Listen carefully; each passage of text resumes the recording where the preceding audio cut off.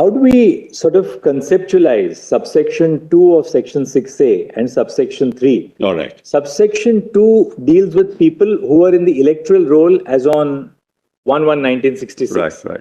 They're all post-1951 people, Right. but who are in the electoral roll as of 1/1/66. Right. That's why subsection 2 refers to the electoral roll of 1/1/66, 66 electoral roll. Right. The subsection 3 covers people who are not in the electoral roll of 1966. Correct. They came in later until 71. Correct. So what was the reason for protecting those whom they protected first in subsection 2? Was it that Parliament wanted to protect people who are now they've come on the electoral roll as on 1/1/66? So we say, all right, you have now been assimilated. We have already, whether you are legal, illegal, we sort of make a blanket conferment of citizenship. What was why these two bifurcations into subsection 2 and subsection 3? I will try and answer that, Malad. There are two reasons for it. Number one, even those whose names were in the electoral roll, people objected to them. People objected to them, saying they got themselves into the electoral roll. They did not come here prior to 1966. That's why the whole NRC exercise has taken place. And at the end of the NRC exercise, do you know what the result is? Your Lordship asked that question, they should have told you the answer. The answer is, today there are 19.06 lakh people who are left out of and whose appeals are pending. That's all. And the majority of them are Hindus. So it's not as if nothing happened after 71. This exercise has been done and done in 8 years, Mullah. That's why Justice Gogoi said, everybody will have to produce the legacy tree, legacy data. Who was your great-grandfather? Even those whose names were on the electoral roll. So in the NRC, every citizen, every person in Assam had to face the test. So in fact, from a statutory standpoint, what my lord is saying is right. From the actual standpoint, it's just the other way around. Because there were thousands of objections. Somebody didn't have a school certificate. Who gave a school certificate at that point in time? Then you had to show, no, my great-grandfather lived in that village. Then there had to be a linkage document. Then you had to produce somebody from a nearby village or the village in which you lived. And he came and made a statement, no, his grandfather was living there.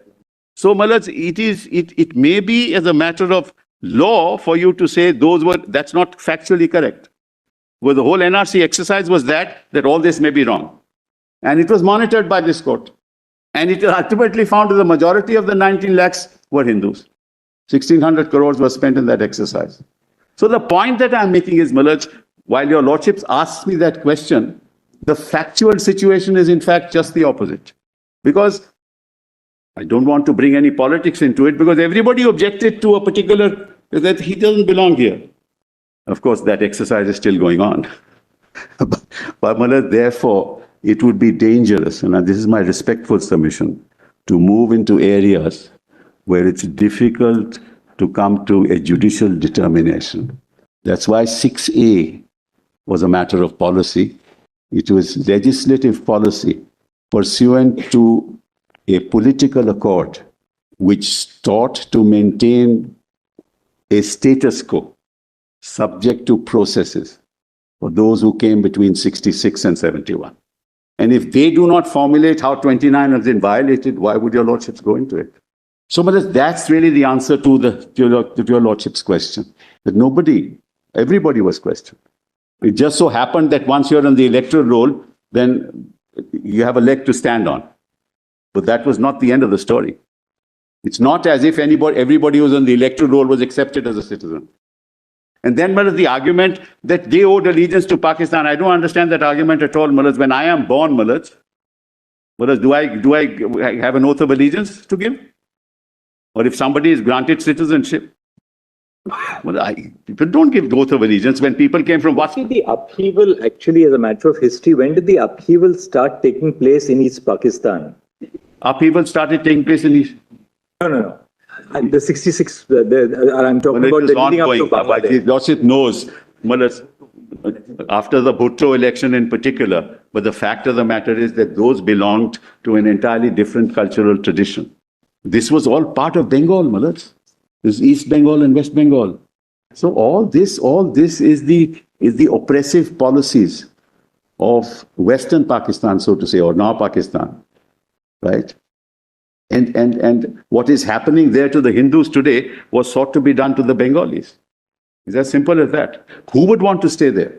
But the impact of it, because they came this side, the impact of it was what happened in Assam later. But it's bound to limit resources. They were claiming that their education should be free. And then what happened? The tea planters came here much before 1951. You know, Operation Searchlight is initiated by General Yahya Khan on the 25th of March. Yes. Now, interestingly, Section 6A, 25th of March 1971, is not the commencement of the provision. It's the end of the provision. End of the provision. Yes, right? Yes. So, if at all, one would anticipate that the influx would take place around or after 25th of March 1971. It didn't. What the statute does is to go back 5 years to 66, 1166. Yes. What is the reason for that 1166? As I told you, but 66 because of the electoral roll. After that, The electoral roll of 1166, which was used for conducting the elections of 67, covered all those people who had entered India prior to 1166. Yes. Right? Yes. That is covered by 6A2. Yes. Just see how it is. I'll just tell you how 6A is worded. 6A2. All persons of Indian origin who came before the 1st of January 66 to Assam from the specified territory, now bracket, very important, including such of those whose names were included in the electoral rolls for the purpose of the general election to the House of the People held in 1967. Correct. That is to say, the 1967 election was held on the basis of the electoral roll of 1166. Correct. Yes. That covered people who had come in prior to 1166. Necessarily, people may have come prior, but they may not be in the electoral roll. You're right. I'm not talking the exclusion. Yes. But 6A2 covers people post 1166. Yes. Right? I can understand 6A2. 6A2 says, whoever now we have included in our electoral roll, we'll give them citizenship. Therefore, anybody whose name was in the electoral roll of 1166 got the benefit of citizenship, but under which provision? Under 6A2. Yes. Now, what is the logic for 6A3? But I'm saying, many people who had come in even earlier, but they had no evidence to show. There are many people who came in earlier. No. A war is later. War is not then. It's 65 war happened. 6A2 you cannot justify on the ground of the Bangladesh liberation. No, I'm not. There is a Pakistan war, Indo-Pak war of 65. Election took place in East Pakistan. Mujibur Rahman won. There was unleashing of violence. He was not allowed to be sworn in. That's what happened. 70. Yes, in December 70. That's the violence that happened. He was not allowed to be sworn in. But that is 3 months before our cutoff. That's why, that's precisely why I'm saying, that 3 months has been also excluded, as your Lordship sees now, from March onwards. Therefore, it has nothing to do. This exodus didn't happen from East Pakistan or Bangladesh at that point in time. This is all prior. I mean, there's one way of dealing with it, which is that Parliament has legislative domain over what cutoff date to adopt. That, of course. Unless the cutoff date is palpably arbitrary. That's correct. You normally allow Parliament. But apart from that, that can always be a judicial mantra, but we are trying to figure out what is the logic. But it's not just a cutoff date. It is to prove your residence. Sorry? It's not. Said a person who got 17% of the 2% vote, won the election. So that was rejected by the people. So it was, but the 66 onwards, you had to show evidence that you were resident for 10 years. All right, Mr. Sibal. So therefore, that's over. Anything else? No, I don't think so. I just want to. And therefore, there are only two aspects: the date and the territory. The tea plantations, the traders came much earlier. So the date and the territory are the two aspects which are considered and deeply obliged. Thank you, Mr. Sibal. Yes, Ms. Jai Singh. No, my lord, is only confining to 6A. Why are you worried? They were worried they'll go beyond 6A. Of course not. We haven't argued that. No, we are very clear in our mind. We have not heard the, Because it has Mr. other Diwan has not applications. argued that, Mr. Solicitor has not argued anything Yeah, beyond because 6A. 2024 is round the corner, Mullah, then nothing should be there. I don't think that is. No, I'm saying. 2024 has no relationship It has. with the constitutional being. No, I'm excited. See, nothing should be said. But Mr. Sibal, equally, we must make it clear, you probably all have, you've got the drift of it, irrespective of what happens to 6A, and our minds are open until the last word is said by Mr. Diwan and the others.